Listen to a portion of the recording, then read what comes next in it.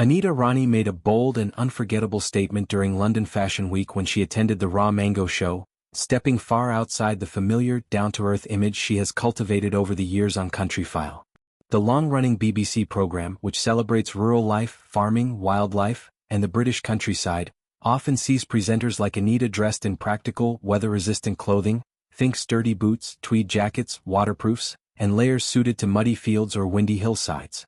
On this occasion, however, the 48-year-old television host transformed her look entirely, embracing high-fashion glamour in a way that turned heads and sparked widespread attention. The outfit in question was a daring cream-colored dress featuring an exceptionally plunging neckline that left little to the imagination.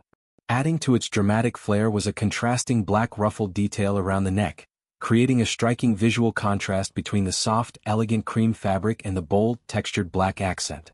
Observers noted that Anita appeared to forego a bra beneath the garment, allowing the dress to hug her figure closely and emphasize its provocative design.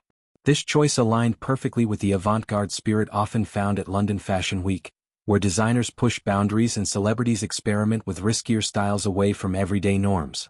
To balance the boldness of the dress, Anita layered it with a leather biker jacket, which she wore casually slipped off her shoulders in a relaxed, effortless manner. The jacket added an edge of cool sophistication, blending rock-inspired toughness with the femininity of the dress below.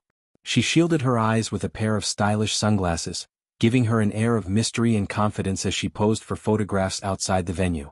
Completing the ensemble were pointed patent heels that elongated her silhouette, adding several inches of height and a polished finish to the overall look. As she made her way to her front row seat, Anita exuded poise and self-assurance, clearly enjoying the moment in the spotlight. This glamorous outing stood in sharp contrast to her regular on-screen persona. Since joining Countryfile in 2015, Anita has become a beloved figure for her genuine enthusiasm for nature, her warm presenting style, and her ability to connect with viewers on topics ranging from sustainable agriculture to conservation efforts.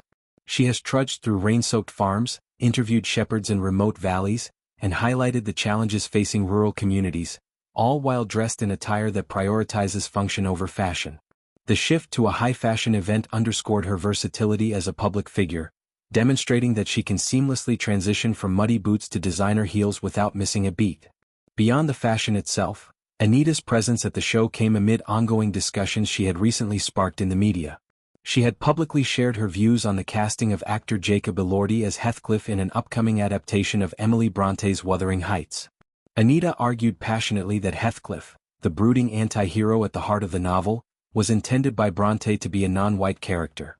Drawing on historical context, she pointed out that mid-19th century Britain was deeply involved in colonial expansion, with wealth flowing into the country from exploitative practices abroad. In Yorkshire, where the Bronte sisters lived, educated women like Emily were aware of these global realities through newspapers and discussions. Anita suggested that the sisters' works reflected a rage against injustice and a defiance of Victorian conventions, making Heathcliff's racial ambiguity a deliberate and meaningful element of the story.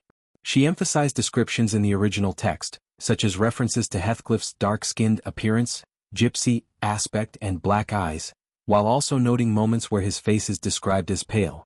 For Anita, casting a white actor in the role alters the character's fundamental significance and overlooks the novel's subversive elements. The director of the adaptation has described it as a personal teenage interpretation of the book, but Anita's commentary highlighted broader conversations about representation, literary fidelity, and cultural awareness in modern retellings of classic works. On a more personal note, Anita's attendance at London Fashion Week also tied into her evolving life story. She had made her red carpet debut with her new boyfriend, Alex Lavery, at a previous Fashion Week event the year before, where the couple was photographed looking happy and affectionate together. This relationship marked a new chapter following the end of her 14-year marriage to technology executive Bhupinder Rihal. The couple had met at a rave in East London and wed in a traditional Sikh ceremony, but their busy professional lives eventually led to them drifting apart, culminating in a separation announced a couple of years prior.